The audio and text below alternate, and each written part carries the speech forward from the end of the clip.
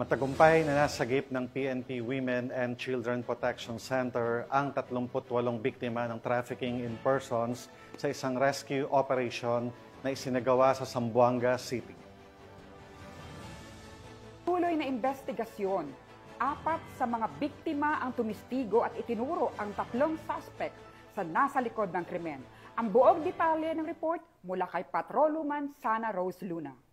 Matagumpay na nasagip ang 38 biktima ng trafficking in persons mula sa isinagawang rescue operation ng Women and Children Protection Center o WCPC nitong nagdaang Biyernes sa Tahaw Wharf, Baliwasan Seaside, Zamboanga City. Ayon sa natanggap na ulat mula sa Philippine Center on Transnational Crimes o PCTC, ay may isinasagawang iligal na pagpapalabas ng mga individual na humigit kumulang 50 katao patungong Sabah, Malaysia gamit ang backdoor route sa Taganak, Tawi-Tawi. Sa patnubay ni Police Brigadier General Maria Sheila T. Portento, tumatayong hepe ng WCPC, kasama ang mga operatiba ng Mindanao Field Unit nito sa pangunguna ni Police Colonel Mario M. Baquiran Jr. ay kaagad na nagsagawa ng investigasyon sa naturang impormasyon na nagresulta sa matagumpay na pagkakahuli ng mga suspect at pagka-rescue ng mga nasabing biktima. Ang mga biktima ay mula sa iba't ibang lalawigan ng Visayas at Mindanao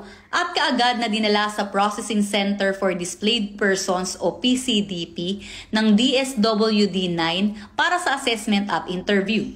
Sa patuloy na investigasyon noong August 9, 4 sa mga nailigtas ang tumistigo at positibong nagturo sa 3 suspect na responsable sa trafficking in persons. Nasa kustudiya na ngayon ng WCPC MFU ang mga naturang suspect. Huwag mag-atubiling magsumbong sa tanggapan ng WCPC kaugnay ng ganitong aktibidad gaya ng trafficking in persons na may kaparusahang habang buhay na pagkakakulong. At kung may nais kayong isumbong kay Aling Pulis, maaari kayong tumawag o mag-chat sa aming WCPC helpline. Mula sa PNP Women and Children Protection Center, ako ang inyong PNN Correspondent Patrolwoman Sana Rose Luna, alagad ng batas, tagataguyod ng Balitang Pulis.